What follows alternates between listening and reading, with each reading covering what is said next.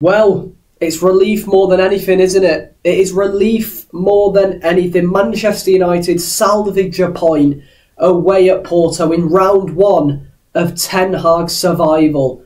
A 3-3 draw in the Europa League. And yeah, Ten Hag, when I said round one, this is basically round one. I mean, Villa is round two, isn't it? You could say Villa is the second half on Sunday. So, wow. I mean, I went through 20 different emotions in that game. We're going to talk about it now, but can we just start off by saying we are so unpredictable at the minute, and we are probably the most flabbergasting team to get your head around. I bet loads of neutrals probably like watching us because we're so unpredictable.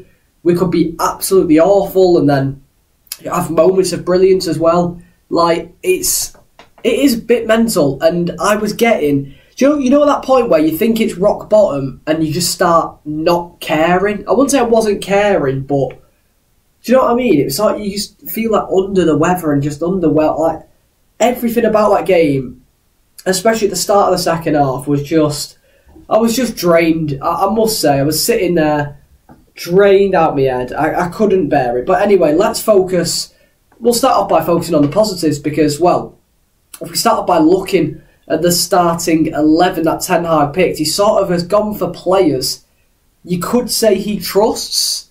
You could say that. I mean, the midfield is where you need to look at most. Christian Eriksen, Casemiro and Bruno, that same midfield he used in his first season of the club, the same midfield that got him top four, got him the Carabao Cup in that first season as Man United manager. So he's gone back to that, which for me, say what you like about it, it was dreadful in the game though, I must say that. Like, before the game, I was sort of optimistic about it, but yeah, it didn't go to plan, did it? We were overrun in the midfield a lot. He had Højlund back in up front, Rashford off the left, Ahmad off the right, and then, sorry, that back four he's used all season. Mazraoui, Dalot, De Ligt and Martinez, with obviously Onana in goal. And I must say, I'll get onto that later because that comes into play with the goals, but we were under the cosh for the first few minutes. But then I don't know what happened. We scored 7 minutes in, didn't we? It's unbelievable play from Rashford. Eriksen fires the ball out to him, and it's the Rashford of old. The Rashford we want to see, because we know this Rashford can be one of the better players in the Premier League. We saw it 2 years ago. He runs at him, cuts in between two defenders and just puts it bottom corner. Keeper should do better. Diogo Costa, I think he is a closet United fan deep down anyway. And you could probably say that, you could argue it for the second goal as well, because Rasmus Højlund's goal, I don't know how he's not saving that either. Maybe the power, but it just looked like his hand. It was a flimsy hand to try and save it for me. Talking about Højlund's goal, Rashford does well again. Collecting the ball, sort of running down the line, and then plays Rasmus Højlund in with a sort of little slide ruled pass, and then Rasmus Højlund just absolutely blasts it near post. He's been beaten near post twice, Diogo Costa, in that game. And we were 2-0 up, and then straight at 2-0 up, I'm buzzing. I'm eating my Galaxy Cookie Crumble, and I'm absolutely buzzing because I'm thinking I can sit back, I can relax. We're going in to the weekend with a massive game against Villa. We're going in with a big win here in the Europa League away from home against probably our toughest opponent in the group stages. So I was buzzing. I thought this is going to be 3 or 4-0. No, that didn't happen because since we went 2-0 up, I don't know what happened, but Porto just turned it on. They turned it on, and I say they turned it on, we sort of also dropped off. We went down to their level that they showed in the first 20-25 minutes, which I was not happy about. I'm not sure why. This really annoyed me. I need to point this out. For some reason, all Porto were doing when they had an attack was crossing the ball. It was mainly the right back, João Mario, constantly crossing it, looking for Samu Omarodian in the box, just aiming for him constantly. And it was working quite a lot. We were having to defend, obviously, but we were defending them quite well, but it was starting to irritate me. It was irritating me more and more, the fact that we just kept allowing it to happen. Do you know what I mean? We kept allowing the fullbacks to keep swinging crosses in, especially in the box. Like, there was always so much space in the box to be crossing it in, and it just kept happening. And eventually, they were going to score from one, and they did. Cross to the back post, sort of. I think it was Mazraoui who actually defended it, Onana tips it. I'm not blaming Onana, but anyway, Onana tips it. Nah, I can't move on from that. I'm not blaming Onana for the goal at all. He's got a hand to it. Fair play. Like, he's never going to keep that out, especially the rebound, which they ended up scoring. Pepe dives in with a header. Martinez sort of nowhere to be seen. Can he be blamed for the goal being out of position? I think the ones that are to blame, and it's harsh because Dalot isn't a left-back, is he? And we know that. But Rashford not getting back helping him, you need to know that. Dalot's not a left-back. He isn't left-footed. He's not a left-back. So naturally, the wingers should be coming back and helping out. They should be doubling up. They should be working together. Because Dalot is having to defend against two players. He's defending against Rashford's man and his man. And it was never going to work. Constant crosses coming into the box, and they eventually score from one. And then rinse and repeat. Rinse and repeat. Duplication glitch. KSI. Duplication glitch. That's what it was. Kept on crossing it. And again, they scored from a cross. João Mario got so much space in the box. Rashford nowhere. No one was anywhere, to be fair. The defending was poor in the majority of the game, but we'll get onto that more as well. Another cross swung in, and a good header. Very good header. You could say De Ligt shouldn't be getting beaten from there, but I think he's too powerful, isn't he, Samu? He's too powerful. And it's a header into the roof of the net. And from being so comfy, so early on, to going into the break 2-2, I was a bit disheartened, I must say. Anyway, sorry, I'm a bit ill, but I'm loving the flow of these. I don't like editing them, I just like talking my mind. It's sort of like a live stream. Speaking of live streams, I might start doing live streams. I think that'd be good. Either watch-alongs or just constant blabbering. Maybe that's a new series name, who knows. Anyway, second half, we get off basically to a start of the half I didn't want to see. Rashford comes off at half-time, we think due to injury. I've not actually had the confirmation on that now. I'm just going to wait. In fact, I'll have a look at Twitter now, but Rashford came off, I believe, for injury, because there is no way you would take Rashford off after a goal and assist. He was causing the most trouble for that Porto defence. You know where you'd bring him off at half-time. Garnacho came on and he did his best. He created stuff. He doesn't stop running. He helps back. He creates chances. He was having a go. Let me just see if there's anything. Yeah, I don't see anything. Do I see anything? Don't see anything about Ten Hag. Ten Hag? What am I on about? I don't see anything about... Yeah, Ten Hag bringing Rashford off, sorry, for an injury. But we'll find out about that. You probably know after this video goes live. But anyway, we carry on going. And then 4 minutes into the second half, Porto, just like that, are 3-2 up. Crazy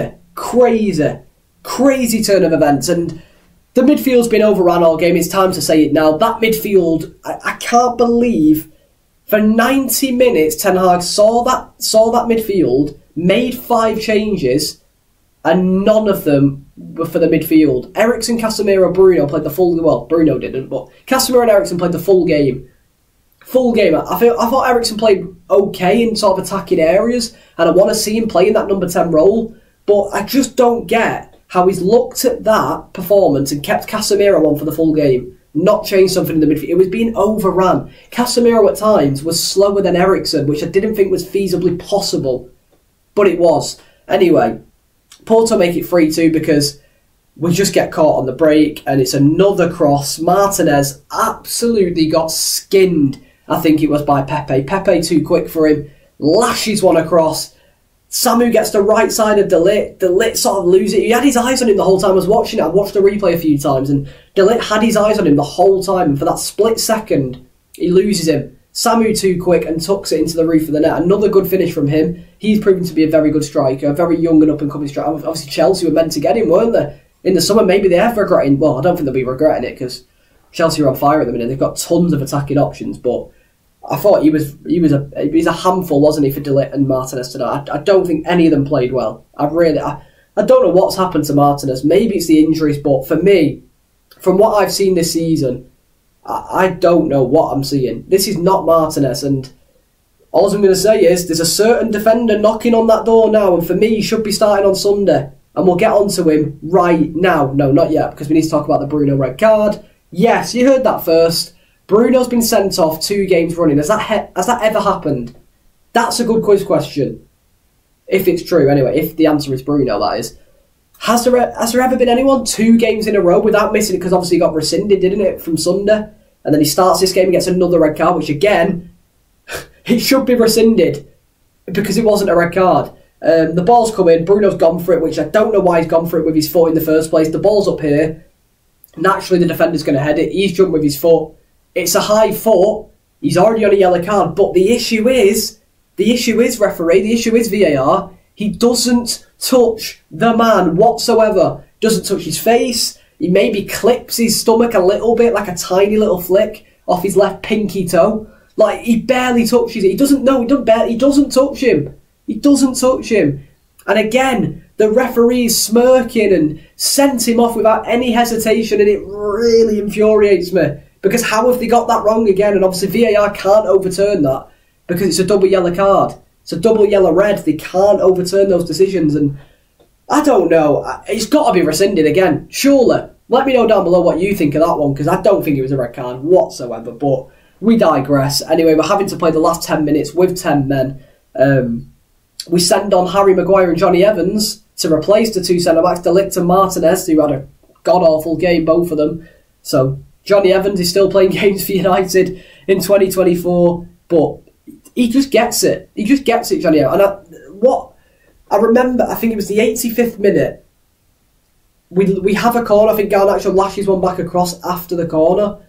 The ball's played up, Porto on the counter-attack, and the only player I can see in the frame sprinting back is Johnny Evans. That's the only player. And you can say he's just come on, but the guy's nearly 40. And Garnacho lost the ball, and obviously Garnacho, he ran his socks off today, credit to him, but so many players just jogging back, and you've just seen Johnny Evans bombing it. You've got to give him his flowers there, man, because he's Asian like fine wine, the man. I think everyone when they saw that substitution of Maguire and Evans coming on, they were like, oh. I mean, I was a little bit. I was like, what are we doing here? Are we going to send Maguire up front or Evans up front and just Route 1 football it? Like, is that what it's come to? Are we that bad? Now, maybe we are that bad, but anyway, regardless, at the end of the game, well, it's sort of relief at the end. I can't say I was jumping off, but I was like, yes, come on, we've scored. I wasn't limbing myself. Is that a word? I wasn't throwing limbs in my own front room. I wasn't throwing tables about, if you know what I mean. But I was buzzing. I was absolutely buzzing because Harry Maguire, Mr. Harry Maguire, Sir Harry Maguire, beautiful ball from Eriksen, beautiful header from Maguire. And I've always said Maguire is unbelievable in the air, but most of the time, they do always aim for Maguire. You have to, because he's unbelievable in the air, but he never seems to direct it where he wants to. He obviously has done that before. He's scored quite a few goals, but there's been games before where he's had 3 or 4 chances and never scored any of them in that one game. But today, he made no mistake. Unbelievable header. He has to start on Sunday. The form De Ligt and Martinez, and I don't care which one's dropped, Harry Maguire has to start on Sunday. He has to start on Sunday. And you could even start him in Evans. It might even get to that. I don't think he should do that. Don't think we should be that reactionary, but Harry Maguire's got to start the game on Sunday. He has to. He has to start the game on Sunday. And speaking of Sunday, that is a massive game, isn't it? That is a massive game. Wow. Away at Villa, 2 o'clock Sunday. Let me know what your prediction is for that game. Let me know your thoughts on this match we've seen tonight. I'm full of emotions. I'm going to get to bed. And I'll see you all for probably a match reaction on Sunday, hopefully with a win away at Villa Park.